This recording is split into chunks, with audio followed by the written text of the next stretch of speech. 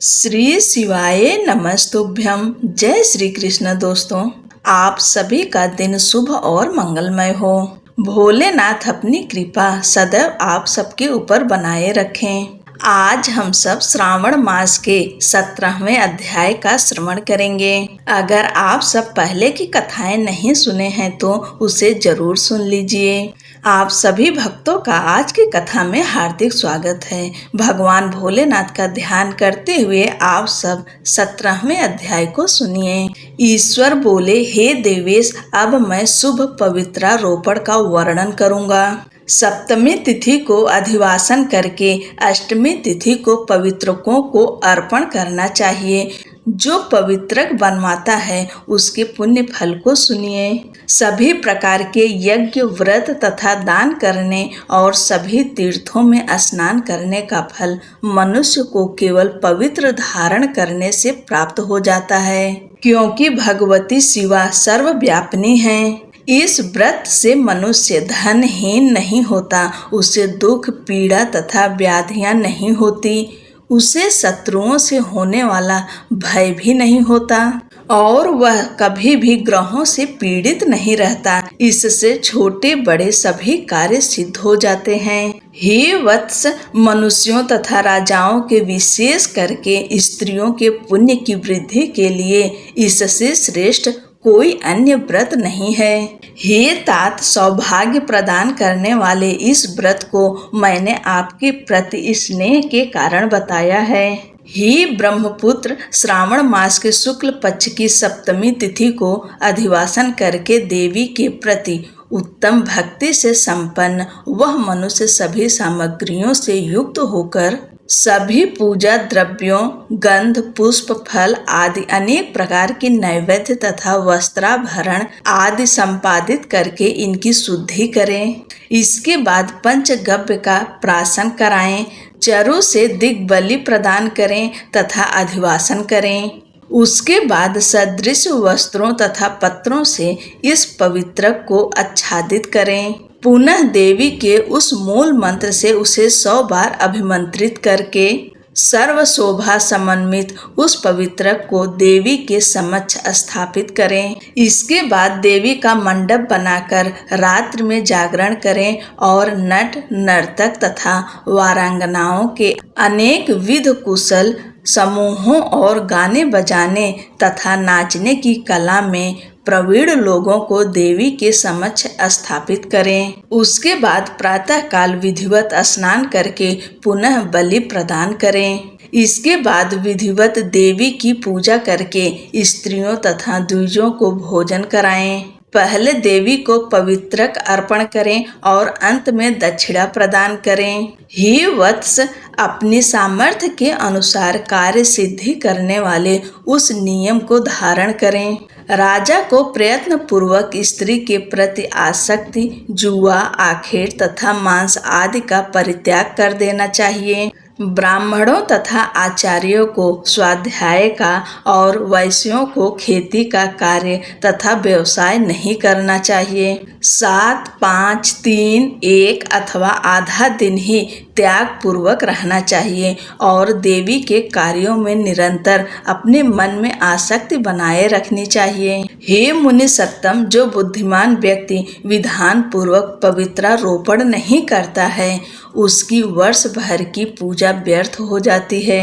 अतः मनुष्यों को चाहिए कि देवी परायण तथा भक्ति से संपन्न होकर प्रत्येक वर्ष शुभ पवित्रारोपण अवश्य करें। कर्क अथवा सिंह राशि में सूर्य के प्रवेश करने पर शुक्ल पक्ष की अष्टमी तिथि को देवी को पवित्रक अर्पित करना चाहिए। हे सनत कुमार, इसके न करने में दोष होता है, इसे नित्य करना बताया गया है। सनत कुमार बोले, हे देव, हे महादेव, हे स्वामिन, आपने जिस पवित्रक का कथन किया वह कैसे बनाया जाना चाहिए, उसकी संपूर्ण विधि बताएं। ईश्वर बोले, हे सनत कुमार, सुवर्ण, ताम्र, चांदी, रेशमी वस्त्र से निकाले गए कुश, कास के अथवा ब्राह्मणी के द्वारा काटे गए कपास के सूत्र को तिगुना करके फिर उसका तिगुना करके पवित्रक बनाना चाहिए। उनमें 308 तारों का पवित्रक उत्तम और 270 तारों का पवित्रक माध्यम माना गया है। 180 तारों वाले पवित्रक को कनिष्ठ जानना चाहिए। इसी प्रकार 100 ग्रंथ का पवित्रक उत्तम, 50 ग्रंथ का पवित्रक माध्यम तथा 26 ग्रंथ का सुंदर पवित्रक कनिष्ठ होता है, अथवा 6, 3, 4, 2, 12, 24, 10 अथवा 8 ग्रंथियों वाला पवित्रक बनाना चाहिए, अथवा 108 ग्रंथ का पवित्रक उत्तम, 54 ग्रंथ का माध्यम तथा 27 ग्रंथ का कनिष्ठ होता है। प्रतिमा के घुटने तक का लंबा पवित्रक उत्तम, जंघा तक लंबा पवित्रक माध्यम तथा नाभि पर्यंत पवित्रक अधम कहा जाता है। पवित्रक की सभी शुभ ग्रंथियों को कुमकुम से रंग देना चाहिए। इसके बाद अपने समक्ष शुभ सर्वतोभद्र मंडल पर देवी का पूजन करके कलश के ऊपर बांस के पात्र में पवित्रकों को रखें। 3 तार वाले पवित्रक में ब्रह्मा, विष्णु तथा शिव का आवाहन करके स्थापित करें। इसके बाद का सुनिए। 9 तार के पवित्रक में ओमकार, सोम, अग्नि, ब्रह्मा, समस्त नागों, चंद्रमा, सूर्य, शिव तथा विश्व देवों की स्थापना करें। हे सनत कुमार, अब मैं ग्रंथियों में स्थापित किए जाने वाले देवताओं का वर्णन करूंगा।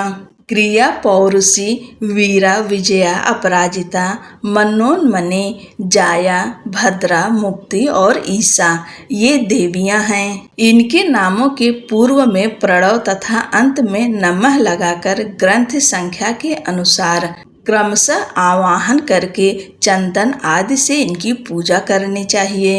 इसके बाद प्रणव से अभिमंत्रित करके देवी को धूप अर्पण करना चाहिए। हे सनत कुमार, मैंने आपसे देवी के इस शुभ पवित्रारोपण का वर्णन कर दिया। इसी प्रकार अन्य देवताओं का भी पवित्रारोपण प्रतिपदा आदि तिथियों में करना चाहिए। मैं उन देवताओं को आपको बताता हूँ। कुबेर, लक्ष्मी, गौरी, गणेश, चंद्रमा, बृहस्पति, सूर्य, चंडिका, अम्बा, वासुकी, ऋषिगण, चक्रपाणि, अनंत, शिवजी, ब्रह्मा और पितर, इन देवताओं की पूजा प्रतिपदा आदि तिथियों में करनी चाहिए। यह मुख्य देवता का पवित्रारोपण है। उनके अंग देवता का पवित्रक 3 सूत्रों का होना चाहिए। ईश्वर बोले, हे विपेंद्र, अब मैं श्रावण मास के दोनों पक्षों की 9वीं तिथियों के करणीय कृत्य को बताऊंगा। इस दिन कुमारी नामक दुर्गा की यथाविधि पूजा करनी चाहिए। दोनों पक्षों की 9वीं के दिन नक्त व्रत करें और उसमें दुग्ध तथा मधु का आहार ग्रहण करें अथवा उपवास करें। उस दिन कुमारी नामक उन पाप नाशिनी दुर्गा चंडिका की चांदी की मूर्ति बनाकर भक्ति पूर्वक सदा उनका अर्चन करें। गंध, चंदन, कनेर के पुष्पों, दशांग, धूप और मोदकों से उनका पूजन करें।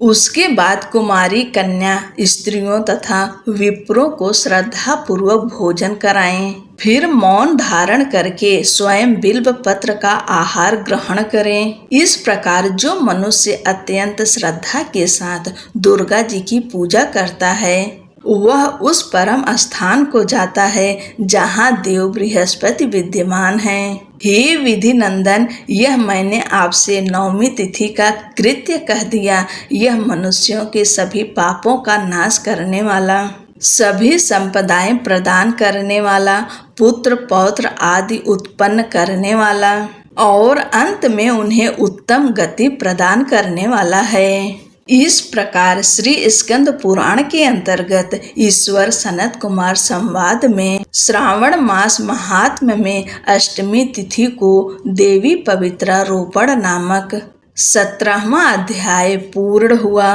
बोलो शंकर भगवान की जय, माता पार्वती की जय। हर हर महादेव।